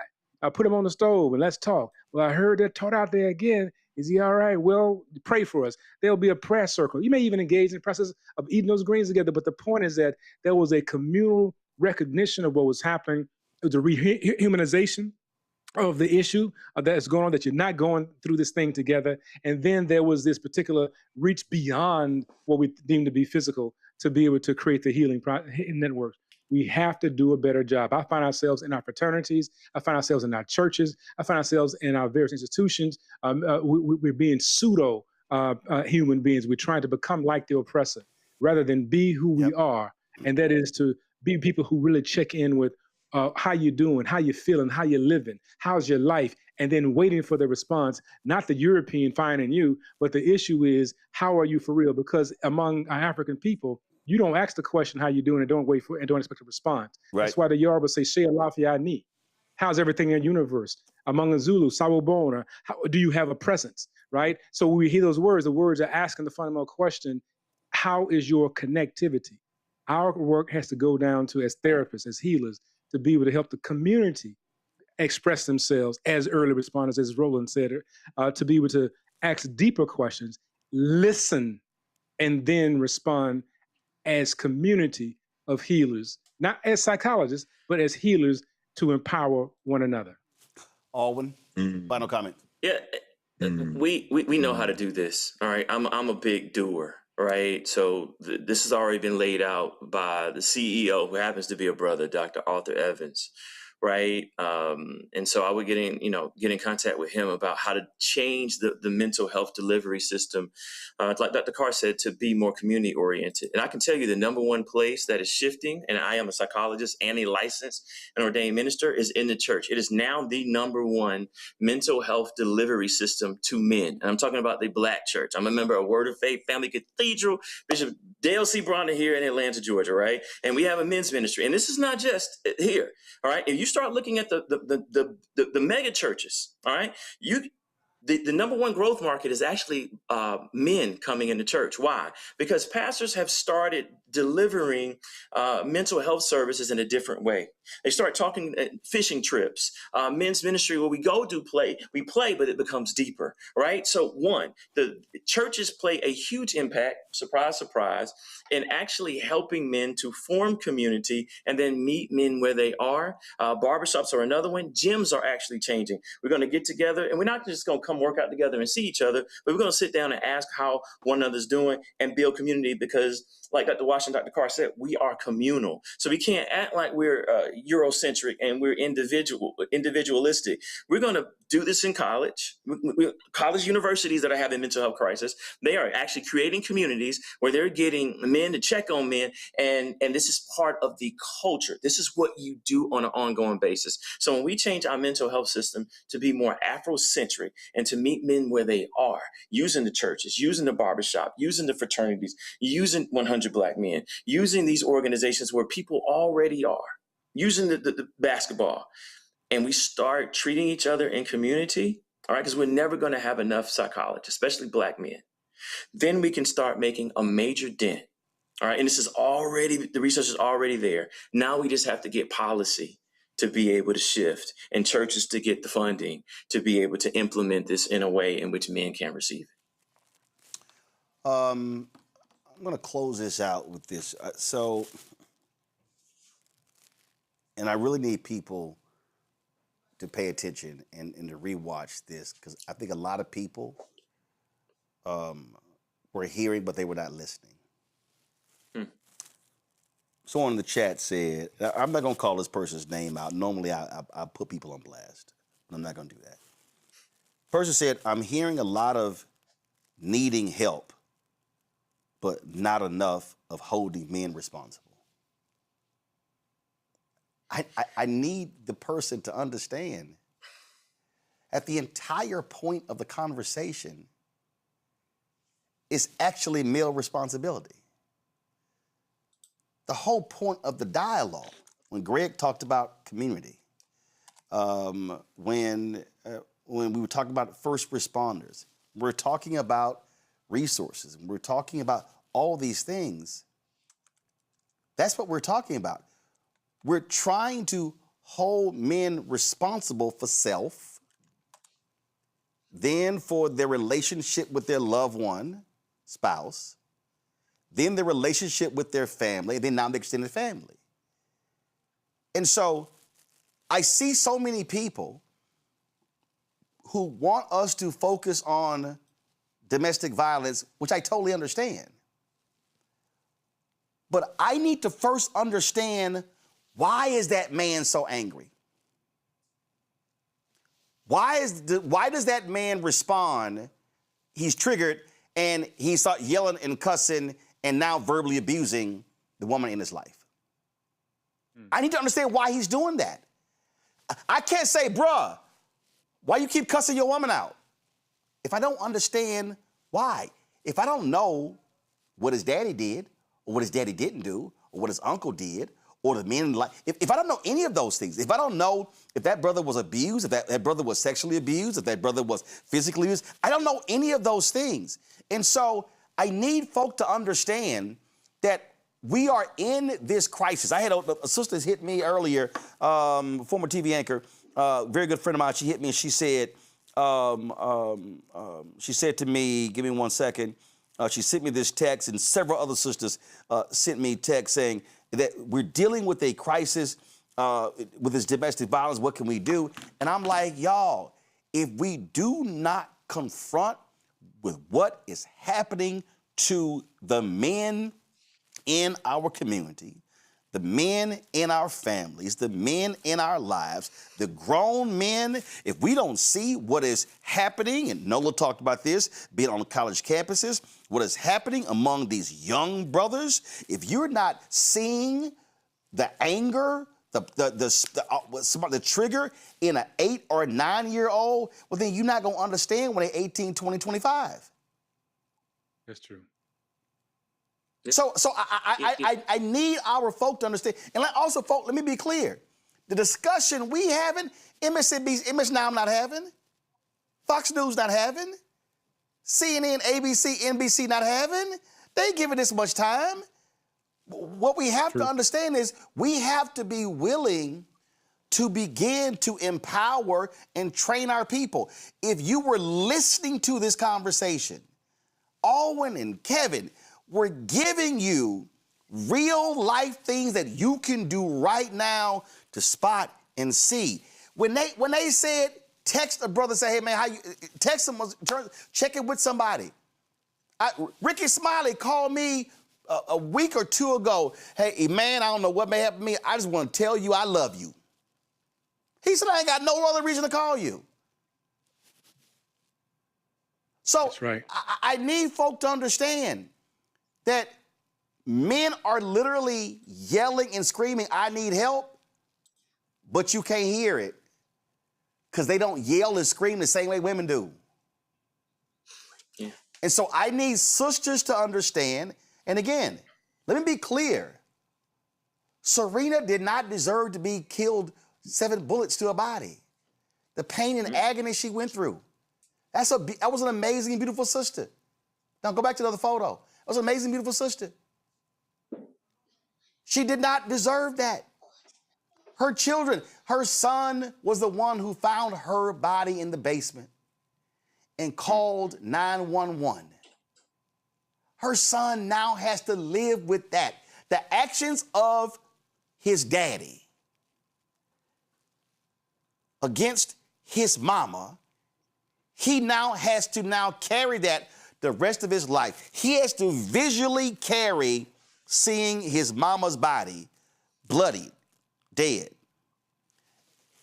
and then go to another part of the house and discover his daddy. So the actions of the man had a cascading impact. The actions of the man impacted his wife, impacts his son, impacts his daughter, impacts his brother, impacts his father, impacts his family, impacts her family, impacts the school children of his son and daughter, impacts their family and friends, impacts whether people go to his funeral or her funeral or both of their funerals, impacts the neighbors. So the action, that single action of one individual has had a cascading impact. So why in the world would we not want to deal with all the stuff before it gets to that point? Well, here's where they're coming from. It's really quickly. All right. One of the pillars of domestic violence treatment is accountability. I know where they're coming from, and I also know where you're coming from. Right. So what they're talking about. So think about what literally happened. So I'm in pain. Because I'm in pain, I'm going to cause you pain. Right. She didn't cause him, to take her life. All right. All right. So what they're saying is that there is an issue of where men have to be accountable for not blaming women for domestic violence. That's what they're talking about.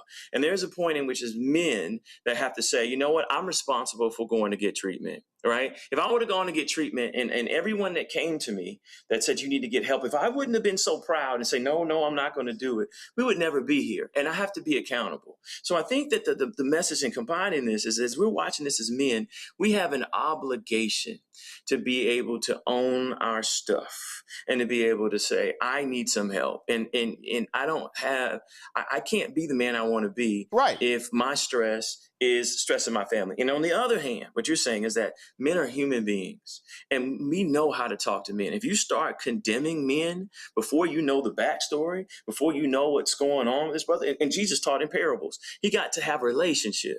All right. So if we combine those two, yes, men need to be accountable. Right. But you have to have a relationship with men to be able to hold them accountable. Otherwise, you'll push them even further away. Right. And what I'm saying is, and I need people to understand, is that I don't want to see a single man commit domestic violence. I don't want to see a woman commit domestic violence. I don't want to see anybody putting hands on somebody or shooting somebody. But if I don't want to see that, then I've got to deal with all of the things that lead up to that. I just need people to understand, a person doesn't just go, okay, I'm gonna grab this gun and I'm gonna sit here and kill this person. No, there was a whole runway of things leading up to that. And what I am saying to people, I need us to recognize as a community, as individuals, as family members, that there's a lot of stuff that leads up to that. And so if we don't confront that stuff, then we're gonna be dealing with this stuff. And if we do confront that, and there are men who have gone through the counseling, who have discovered their pain dating back to their childhood or whatever, who were physically abusive and who no longer are.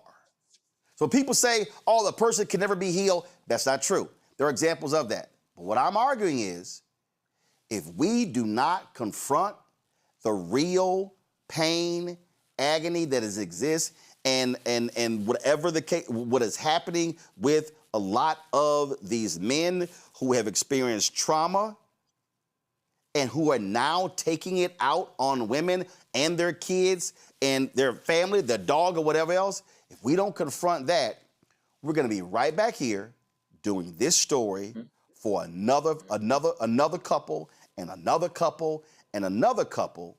And so having the conversation means to what you just said, Alwyn, earlier. Somebody could be watching this rebroadcast at midnight and at 1 a.m. And he could be one of those brothers. Or he might be the brother of one of those brothers. Or the cousin of one of those brothers.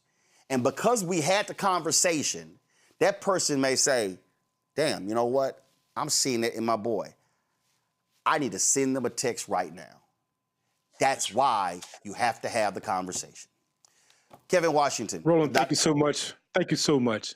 Thank you so much. Thank you for having this conversation. Dr. Kevin Washington, Dr. Alwyn Tart, I certainly appreciate both of you. Let me thank Nola for being with us. Let me thank Greg for being with us. Let me thank Scott for being with us. There were a lot of stuff that we were going to get to, but again, I could run that stuff tomorrow. So Morgan, sorry about pushing you. My Shop Black Star Network guest, sorry about pushing you. But I wanted to give this the appropriate space and time needed because, again, there's a lot of people hurting. And again, I was shocked and stunned. And I had this urgent alert call. This is from a Boulay gathering. This is Justin and Serena. This is the photo. And I went back, and this is when he won the primary. It was on my TD1 show. This is us at the party there. Amazing smiles. But today there's no smiling. Today there's pain. Today there's sickness, there's anger, there's tragedy. What those kids are now having to deal with is unfathomable. What the family, her family, his family, have to deal with is unfathomable. But our desire is to make sure that we're not at this place with somebody else. And that's what our goal is. Let me close out with Black Star Network headlines with Brittany Noble.